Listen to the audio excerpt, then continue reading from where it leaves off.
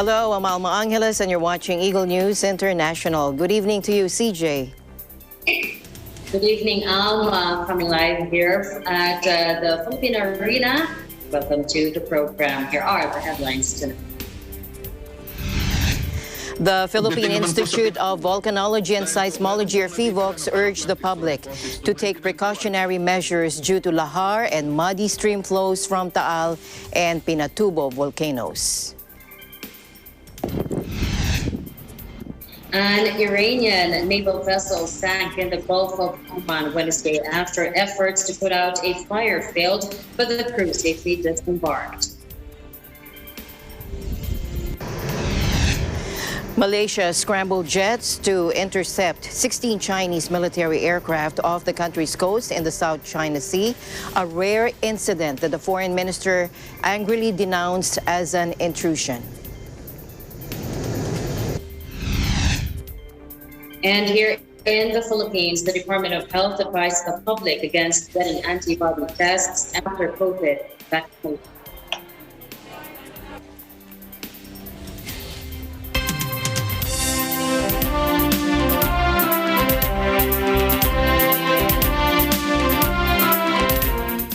First, here in the country, the Philippine Institute of Volcanology and Seismology on Wednesday urged the public to take precautionary measures due to lahar and muddy stream flows from Taal and Pinatubo volcanoes. At 10:30 this morning, PHIVOLCS issued an advisory citing the Weather Bureau's forecast that Tropical Storm Dante is expected to make landfall over Batangas at 5 p.m.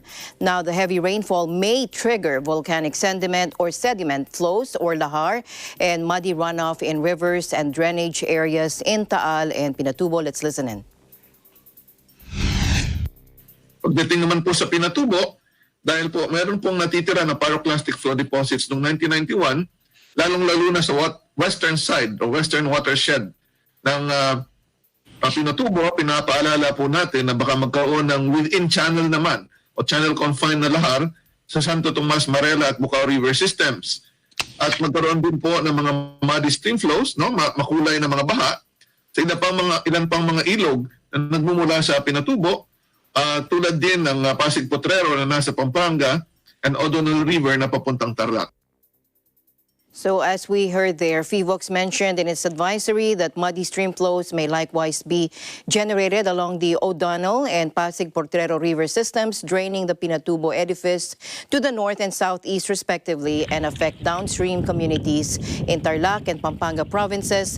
Prolonged and heavy rainfall may also generate muddy stream flow and muddy runoff around Taal volcano, particularly on the slopes west of Taal Lake, where thin remnant ash can be remobilized in streams and roads and overland of the lakeward slopes.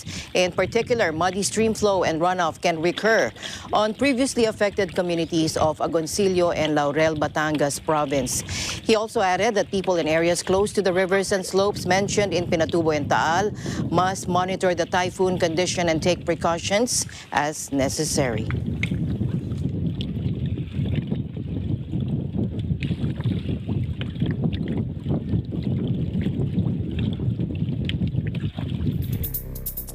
In other news, flooding in Butuan's low-lying and flood-prone areas and in several towns in Agusan del Norte caused by Tropical Storm Dante has forced over 1,500 residents to temporarily abandon their abode for safety.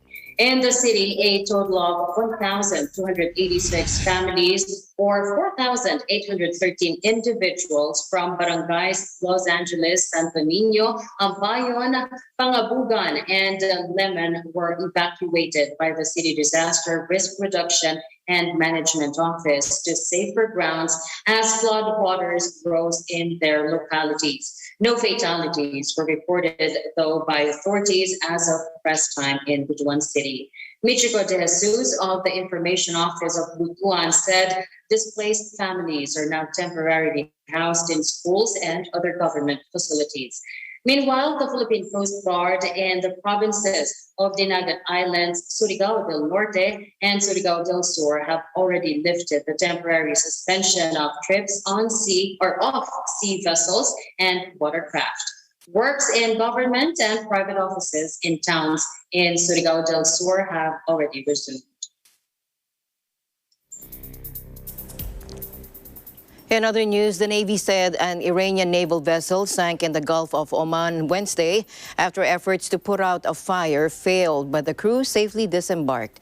The fleet replenishment tanker Caro had caught fire on Tuesday near the port of Jask on the Gulf of Oman. The fire broke out in one of the systems of the vessel, according to a Navy statement, without elaborating. It also said firefighting efforts continued for 20 hours before the ship went down. It added that the vessel had left for a training mission in international waters days ago. Last year, an Iranian warship was hit by friendly fire during a naval exercise off Jask, killing the 19 sailors on board. The port lies close to the Strait of Hormuz, the strategic choke point at the head of the Gulf through which a fifth of world oil output passes. Jask is also important to Iran's economy as the site where the government plans to build the country's second largest oil export terminal. The government said a 1,000-kilometer pipeline from Bushehr province on the Gulf to Jask was put into service just days ago. It will provide a new bypass route for oil exports, avoiding the Strait of Hormuz.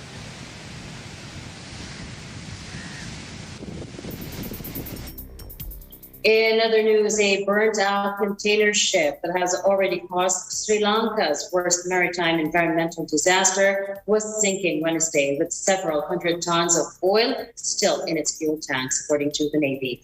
The MV Express Pearl, carrying hundreds of tons of chemicals and plastics, burned for 13 days within sight of the island's coast before rescue workers finally managed to extinguish the blaze on Tuesday.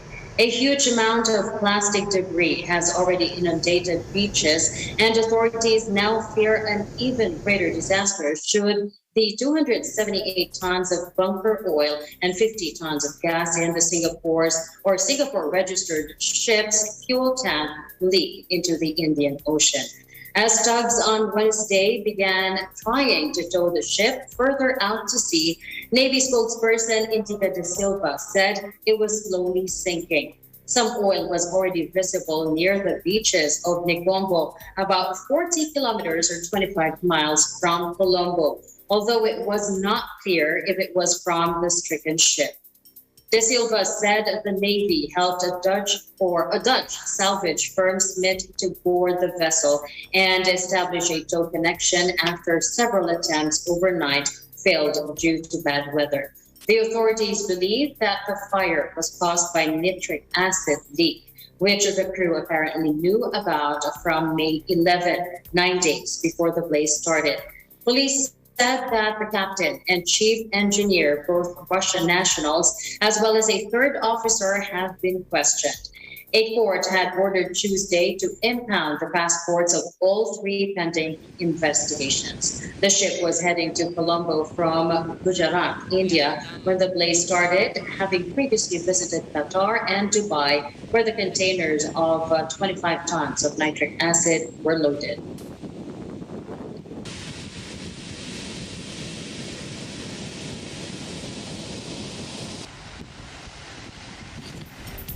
And Malaysia scrambled jets to intercept 16 Chinese military aircraft off the country's coast in the South China Sea, a rare incident that the foreign minister angrily denounced as an intrusion. Foreign Minister Hishamuddin Hussein said they had flown over Malaysia's maritime zone, an area extending much further from the coast, and described it as an intrusion. He said the foreign ministry will lodge a protest with Beijing and summon the Chinese ambassador for an explanation regarding this breach of the Malaysian airspace and sovereignty. It took place Monday off the Malaysian part of Borneo Island over the fiercely contested waters where China and Malaysia have overlapping territorial claims. The Chinese Air Force transport planes approached Malaysian airspace in tactical formation and flew to within about 80 nautical miles of the coast, Malaysia's Air Force said in a statement, and they were spotted by radar, and several attempts were made to contact the planes, but they didn't turn back. So as they approached, the Malaysian Air Force sent planes to intercept and identify them before they flew off.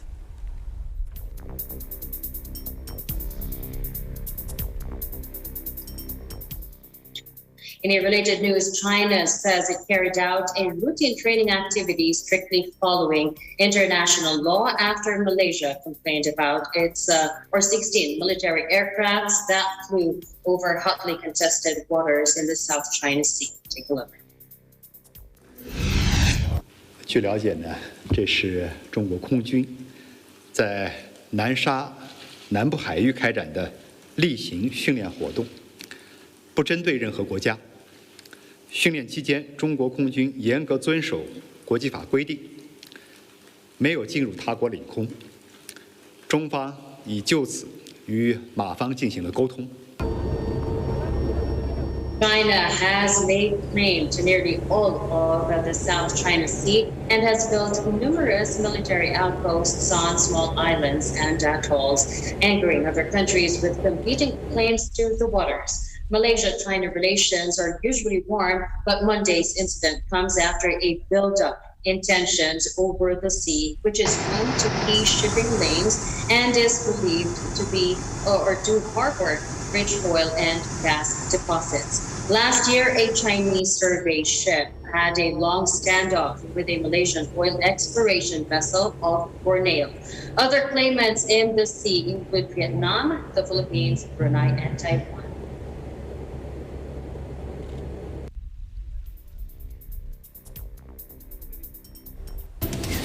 And the news continues here on Eagle News. We'll be right back.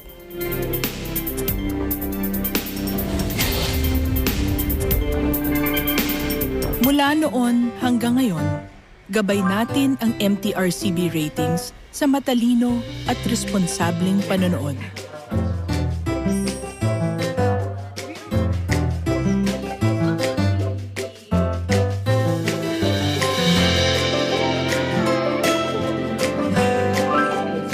Sa tamang pagsunod sa MTRCB ratings, ginagawa nating ligtas at makabuluhan ang panonood ng bawat miyembro ng pamilyang Pilipino.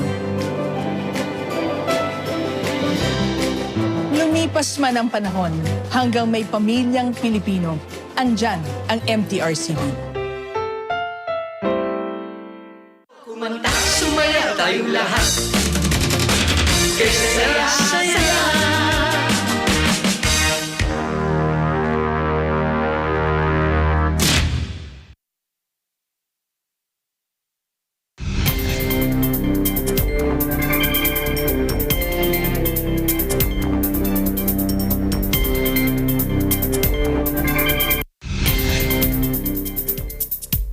Welcome back to the news. The World Health Organization on Tuesday approved the Sinovac COVID-19 vaccine for emergency use, the second Chinese jab to receive the WHO's green light. The UN Health Agency signed off on the Beijing-based firm's Sinovac's two-dose vaccine, CoronaVac, which is already being deployed in several countries around the world. Take a look. Today, I'm happy to announce that the Sinovac CoronaVac vaccine has been given WHO emergency use listing after being found to be safe, effective, and quality assured following 2 doses of the inactivated vaccine. Furthermore, the easy storage requirements of CoronaVac make it very suitable for low-resource settings. It's now the 8th vaccine to receive EUL by WHO. Last month, Sinopharm became the first Chinese vaccine to be approved by the WHO. The organization has also given EUL status to vaccines being made by Pfizer, BioNTech, Moderna, Johnson & Johnson, and the AstraZeneca jab being produced in India, South Korea, and the EU, which it counts separately. WHO's listing paves the way for countries worldwide to approve and import a vaccine for distribution quickly, especially those states without an international standard regulator of their own.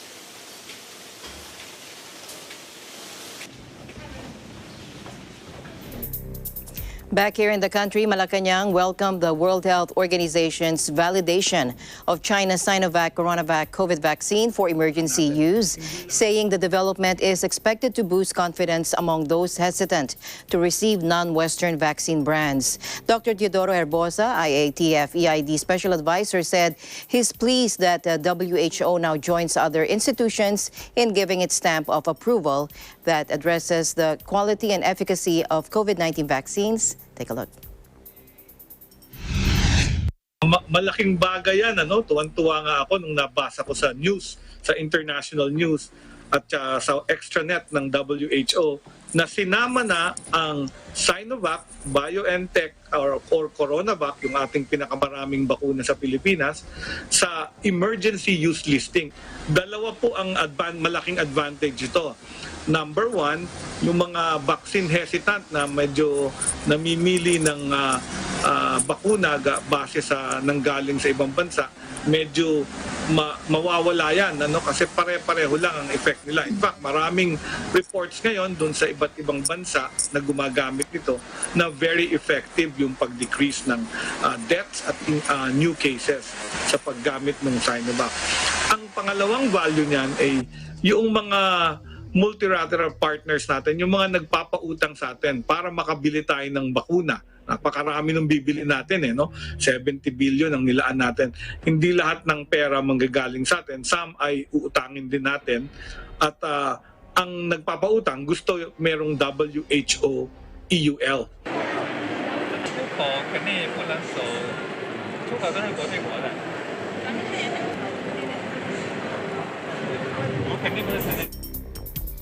In other news, the WHO said that one strain of COVID-19 variant first detected in India was now considered of concern and had been dubbed Delta, while two other strains had been downgraded.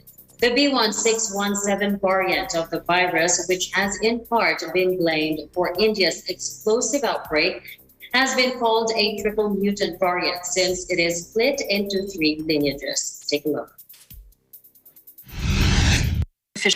We know that the B1617.2, the Delta variant, does have increased transmissibility, which means it can spread easier between people. It has to do with the mutations that are identified and allowing the virus to adhere to the cell and infect the cell more easily.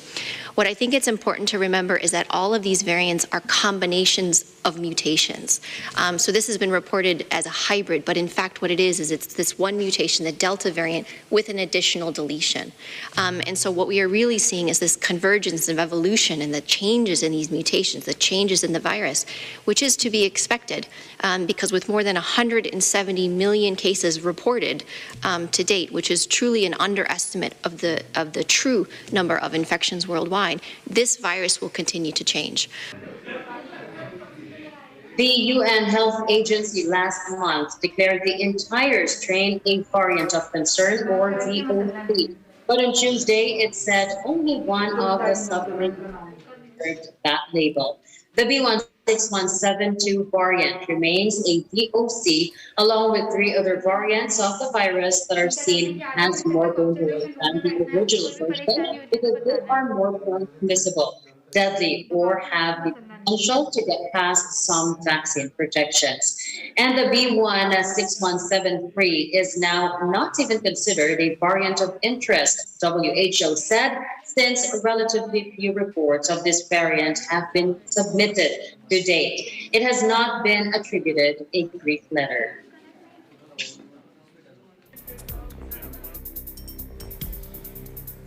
Melbourne was ordered Wednesday to remain in lockdown for another week as Australian authorities try to stamp out a quick-spreading coronavirus strain they described as an absolute beast.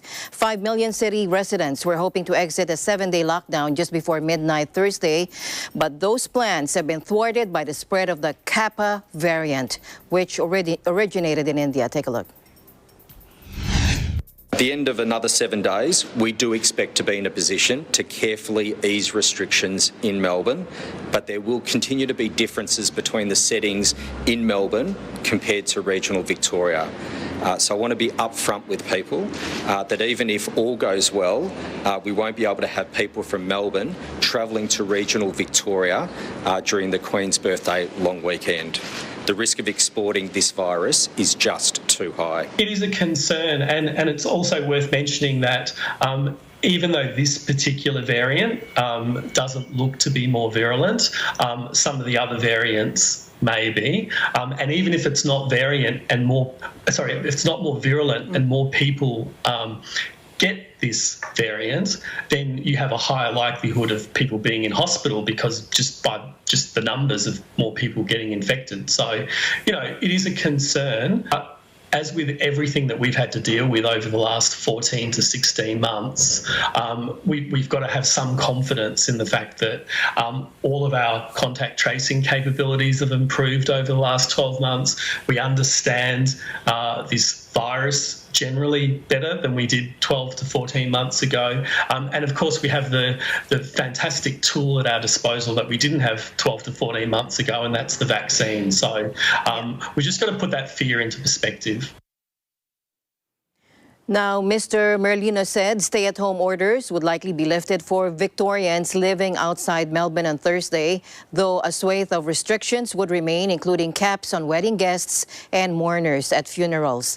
Melbourne residents would largely be stopped from traveling outside the city, but senior school students will return to classrooms and some outdoor workers can return to their jobs.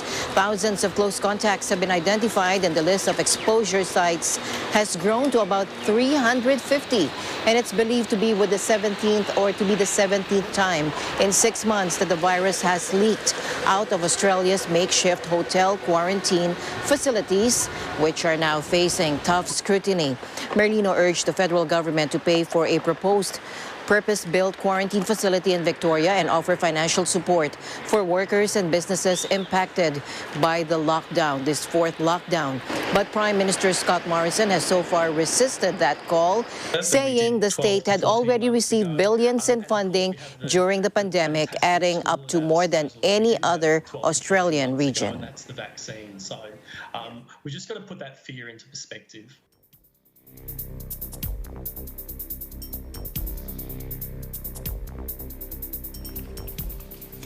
Now, good news. Britain recorded no new deaths within 28 days of a positive COVID-19 test for the first time since July last year. Here's Ashley Espiritu joining us live. Hello, Ashley.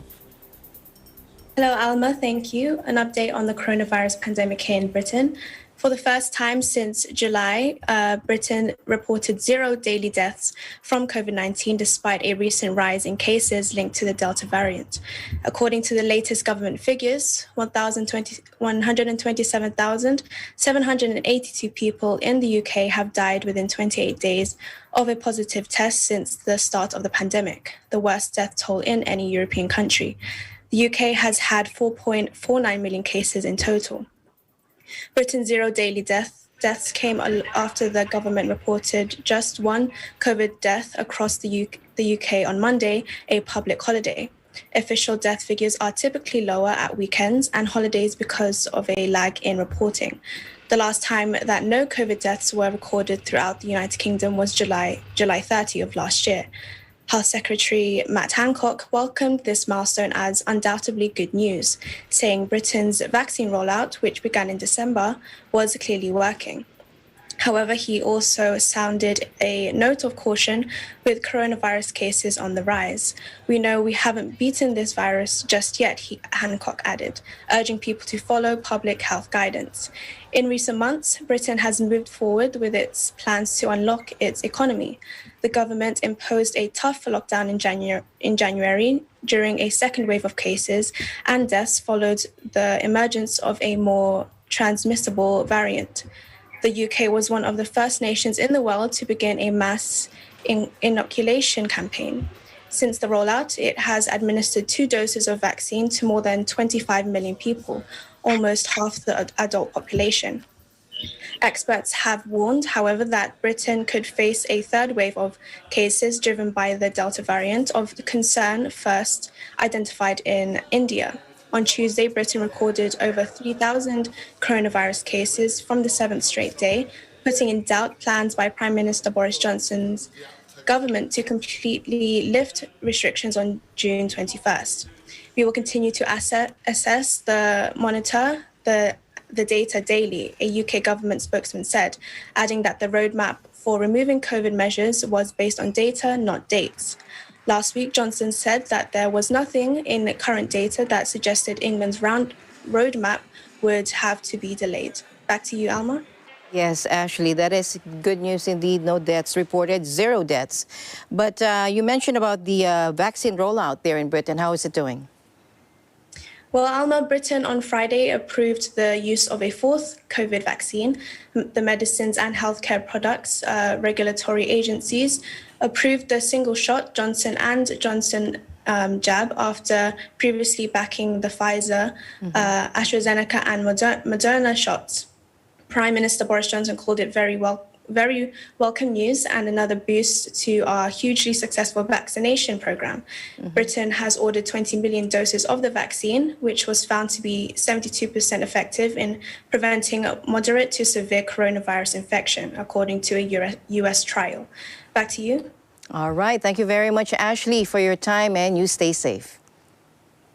Thank you for having me today, Alma. I'm Ashley Spiritu reporting from London, United Kingdom, and we live in interesting times. In other COVID news, the Philippines is now the leader among 5 of the biggest ASEAN countries in terms of vaccination or vaccine throughout per capita, with an average daily vaccination rate of 150,000 jabs. This was reported by Secretary Carlito Galvez Jr., National Task Force Against COVID-19 Chief Implementer and Vaccine Czar, during President Rodrigo Duterte's Talk to the People program on Monday. Take a look. Mr. President, marami po tayong good news. Unang-una po, na-breach na po natin yung 5 million mark last Friday. Meaning, hindi pa po natatapos ang Mayo, ay na-breach na po natin yung 5 million mark. Sa totoo lang po, ito po na-triple po yung output po natin. Ng March-April, 1 million lang po tayo ng 40 days. Ngayon po, na-triple po natin. Hindi pa maabot ang end ng May, ay 3 million po ang ating nabakunahan. At ang nakikita po natin, gumaganda na rin po ang ating datos dahil 2 consecutive weeks na po na 1 million per week na po tayo. So, maganda po ang ating naging pagbabakuna noong nakaraang 2 linggo. At ngayon po ang Pilipinas na ay meron ng pinakamataas na vaccine administration throughput o yung tinatawag natin na tempo. Dahil sa ASEAN po, tayo po ang pinakamataas na 150,000 per day. Secretary Galvez said local government units, or LGUs, and other owners or business owners across the country have been ramping up their vaccination efforts. Quezon City, for example, has surpassed its previous record of 8,000 jabs a day and has now reached 16,000 to 19,000 inoculations a day. Large business establishments such as malls have converted their areas into vaccination sites and have given LGUs more space to conduct inoculations there.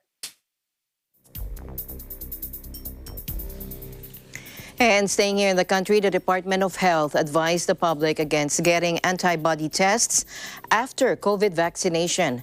Local experts said these may just cause unnecessary worry over the effectiveness of vaccinations. The DOH doesn't recommend antibody testing to confirm if you are protected against COVID-19 after vaccination. That, according to Health Undersecretary Maria Rosario Verire in a statement sent to reporters on Wednesday, a negative antibody test does not mean that the COVID-19 vaccine did not work. Now, the DOH officials stressed that the U.S. Centers for Disease and Prevention does not recommend antibody testing to assess immunity to COVID-19 following vaccination. The U.S. CDC antibody testing interim guidelines read, quote, since vaccines induce antibodies to specific viral protein targets, post-vaccination serologic tests results will be negative in persons without history of previous natural infection if the test used does not detect antibodies induced by the vaccine. Vergere advised the public also and urged Filipinos, even if they are fully vaccinated, to continue following health protocols.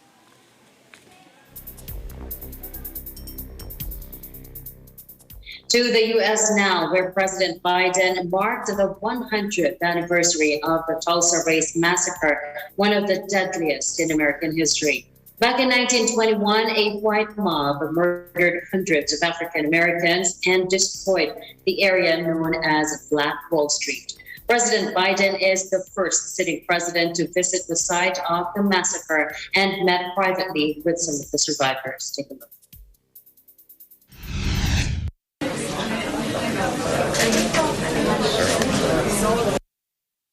Most prosperous, successful. The way to build a common ground is to truly repair and to rebuild. I come here to help fill the silence, because in silence, wounds deepen.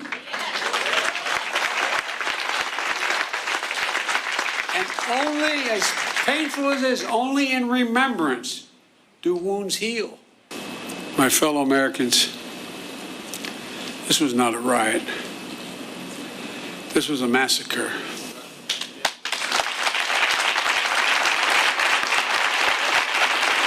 The events we speak of today took place 100 years ago, and yet I'm the first president in 100 years ever to come to Tulsa. And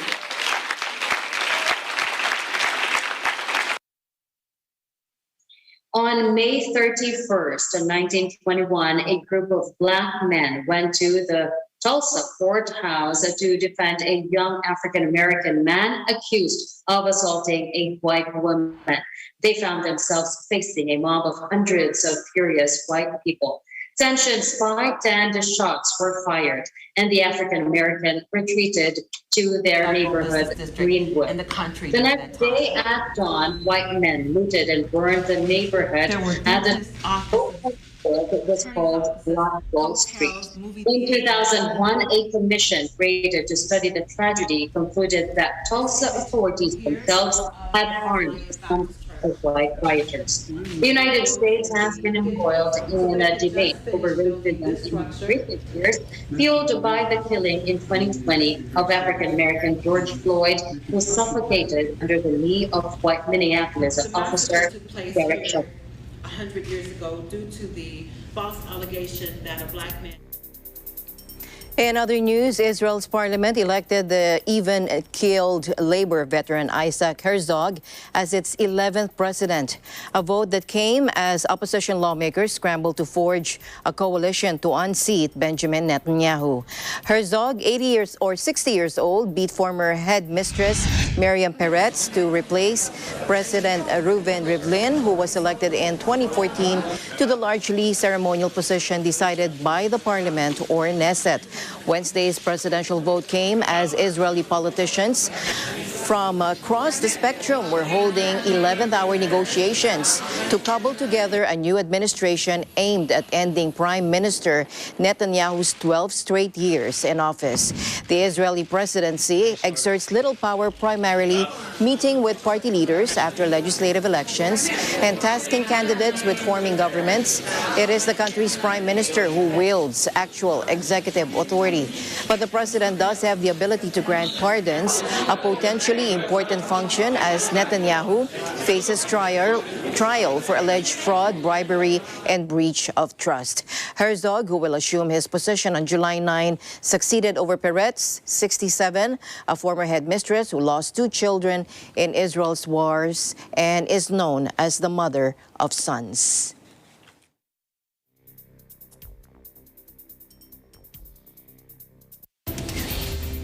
Legal News will be back with more updates. Please don't go away.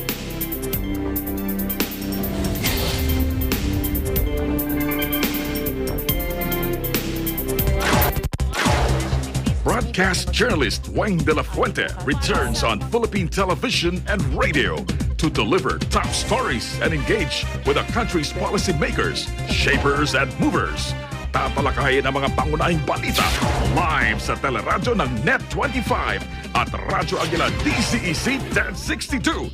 Kasama si Wayne De La Fuente sa Balitalakayan. Ako si Wayne De La Fuente at itong Balitalakayan will live in interesting times.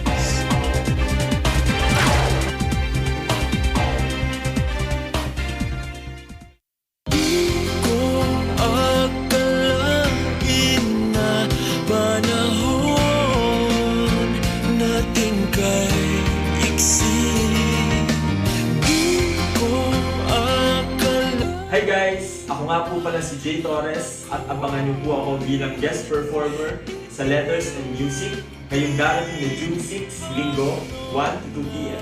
Siyempre, dito lang sa Net25. See you po!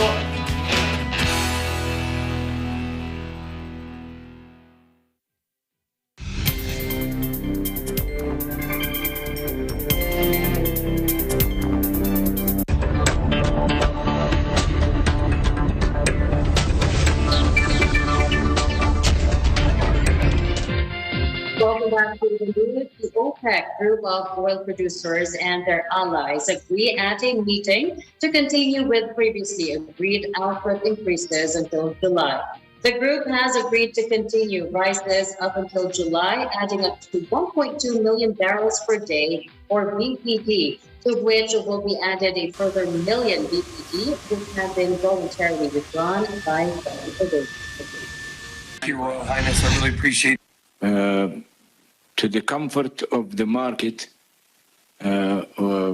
we have reinstalled the monthly meetings again, but with a view that we want to give the market the assurance and the comfort that we will continue to be attentive and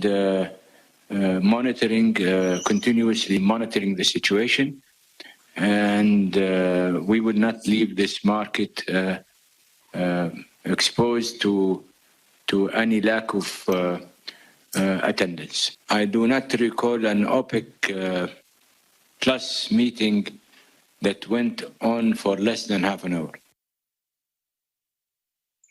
However, the alliance took no decision of what policy to follow from August onwards and did not discuss the possibility of Iranian oil returning to the market in the coming months.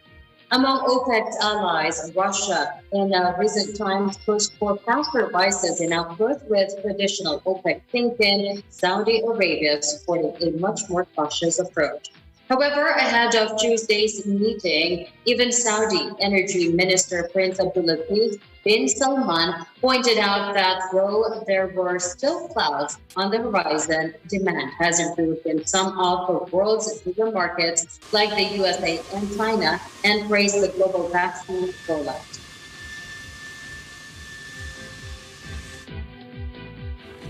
Back here in the country, President Duterte signed an administrative order, or AO, granting a COVID-19 hazard pay to government personnel who physically report for work in areas under enhanced community quarantine and modified ECQ.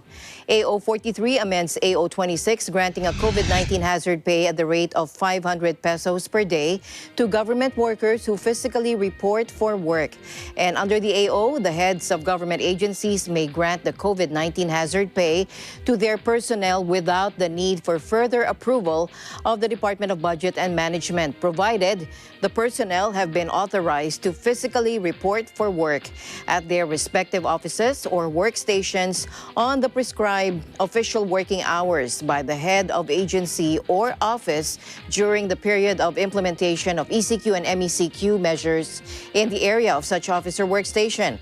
For government-owned or controlled corporations or GOCCs, the funds needed for the grant of COVID hazard pay shall be charged against their respective approved corporate operating budgets for the current fiscal year.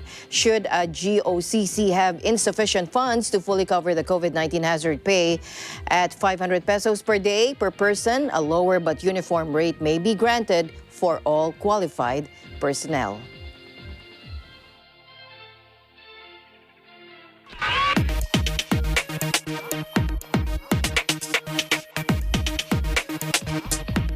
Russia said Wednesday it was open to considering any request from the United States for help in investigating the cyber attack on the U.S. subsidiary of Brazilian meat processor JBS. JBS told the U.S. government that it has received a ransom demand in a cyber attack it believes originated in Russia, forcing some plants to cut production. Kremlin spokesman Dmitry Peskov said if there are requests from the Americans, they will be promptly considered. We expected the issue of cybercrime to come up during the June 16 summit in Geneva between Russian President Vladimir Putin and U.S. counterpart Joe Biden. The White House said it had offered assistance and was engaging directly with the Russian government on this matter and delivering the message that responsible states do not harbor ransomware criminals. Brazil-based JBS is calling meat supplier with operations in the United States, Australia, Canada, Europe, Mexico, New Zealand, and Britain. The move against JBS came less than a month after a cyber attack along the Colonial Pipeline network and after the 2020 hack of the SolarWinds software company.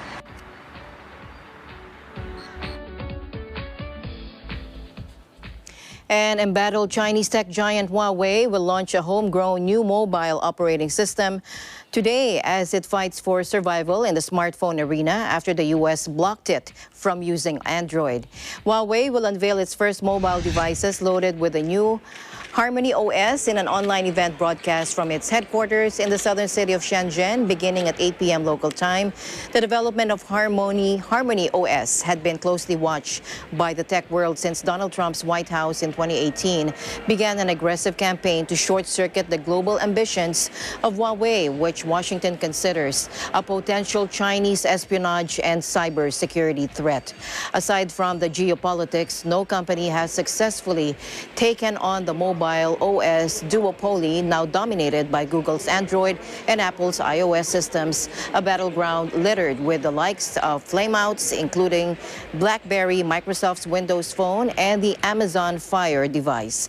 Analysts say Huawei likewise faces a tough battle to carve out a sizable share of the OS pie. The world's largest supplier of telecom base station equipment and other networking gear, Huawei entered the handset business in 2003. Using Android, it became one of the world's 3 leading mobile phone manufacturers, along with Samsung and Apple, briefly occupying the #1 spot last year, driven by Chinese demand and sales in emerging markets. But the U.S. sanctions, which include cutting the firm off from global component supply chains, have thrown its mobile phone segment into uncertainty.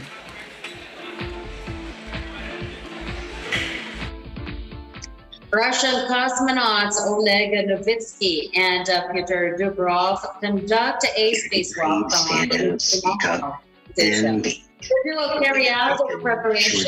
Come from very different backgrounds across Brazil, Puerto Rico, Michigan, California, Louisiana, and Tennessee. Right? They have already replaced. They are all connected by their unwavering determination and commitment to change the lives of on the exterior of the Russian modules.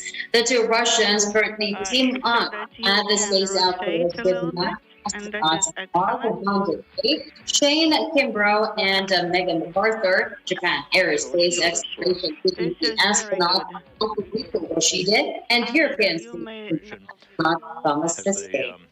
Also ensure that the container holding the new fluid flow regulator unit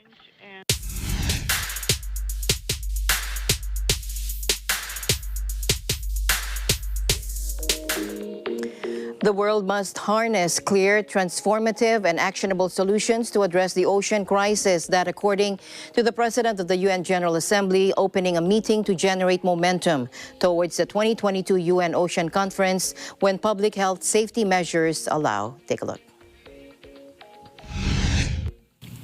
There is simply no scenario wherein we live on a planet without an ocean. Clear, transformative, and actionable solutions to address the ocean crisis must be found and must be scaled up. Simply speaking, our relationship with our planet's ocean must change. As the SDG 14 targets are some of the first to mature, it is time for us to think ahead, to ensure that we arrive at the second Ocean Conference not with further delays, but with demonstrable evidence of progress. Let us not kick the ball down the road, as they say, and wait until the conference to rediscuss these very same issues. But truth be told, how can we claim anything near success when 1/3 of assessed global fish stocks are being overfished?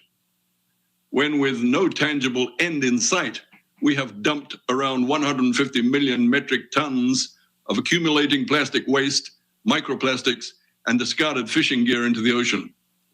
And while the rates of ocean acidification, deoxygenation, and warming are all continuing to head in the wrong direction. Magic Q, award-winning actress, Sustainable Development Goal. Now, they concluded this by highlighting the interconnectivity of the world, calling it the fundamental lesson of the COVID-19 pandemic.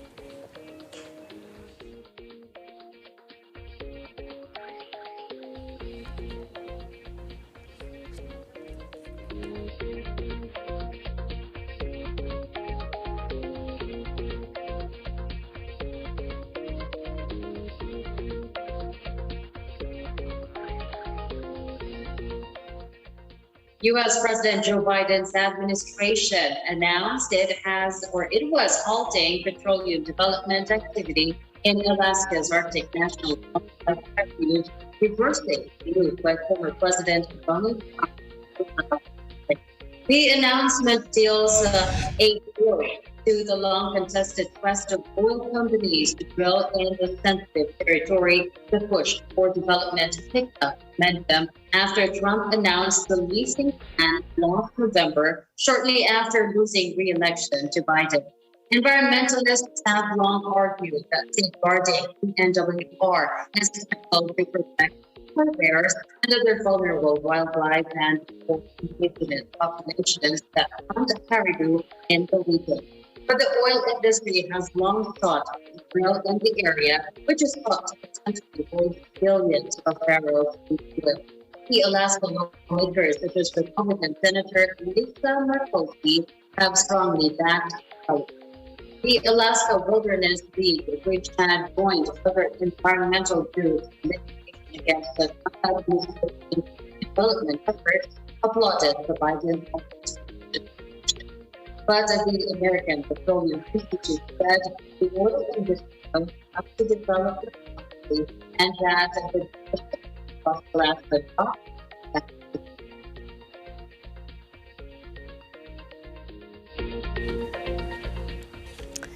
And finally, in our news, a Kuwaiti businessman, Jazeb Bouabas, hopes his years spent breeding superworms will pay off with them finding their way into the diets of Gulf citizens. Take a look.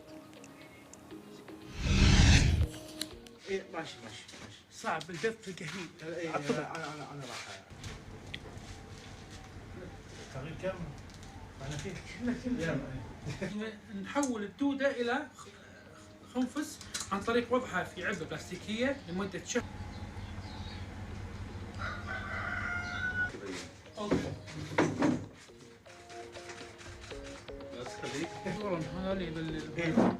أنا خبرت هذا بالمستقبل أنا ما استثنيها هذه إن تكون على من ضمن طلبات المطاعم يعني.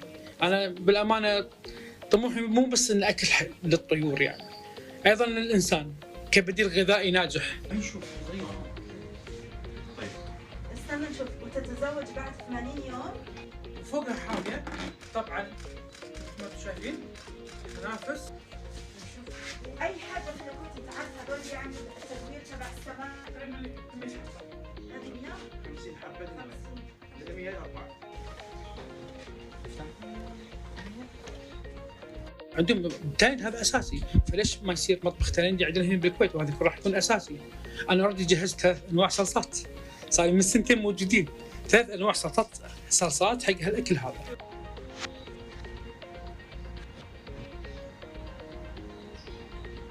انا ما اكل اساسي. تطلع انت معها؟ لا ما يلا.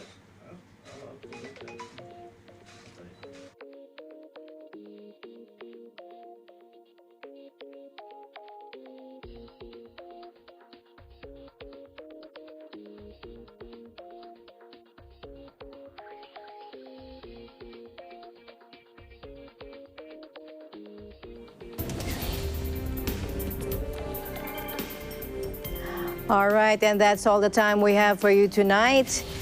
Thank you for joining us, and we'll see you back tomorrow, CJ. And at the end of the day, there remains so much more to be grateful for. I'm Alma Angeles, and we live in interesting times. Good night.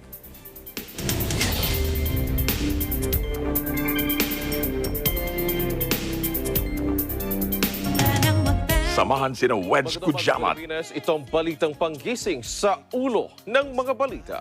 Apple David, Sa 60 katao ang isinugod sa ospital. Phoebe Publico Economic sabotage ang mga tiwaling negosyante. at Cristel Fesalbon Pagpresyo ng gulay, makakausap natin para iatid sa inyo ang mga kaganapan at pangyayari sa bansa at sa iba't ibang panig ng mundo. Mga napapanahong isyu ng bayan. May balitang sports, entertainment at iba pang kaalaman. Simula Lunes hanggang Biyernes, alas 5 ng umaga sa paborito nyong morning show, Pambansang Almusal, dito sa Net 25. Pambansang Almusal. Malalayong lugar ang kanilang narating para maghanap buhay. Tulungan ang pamilyang iniwan sa sariling bayan. Yan ang ating mga overseas Filipino worker. Pero dahil sa di pangkaraniwang pangyayaring hatid ay krisis, may ilan sa kanilang nagpasyang umuwi. Pinagyaman ang sariling lupain,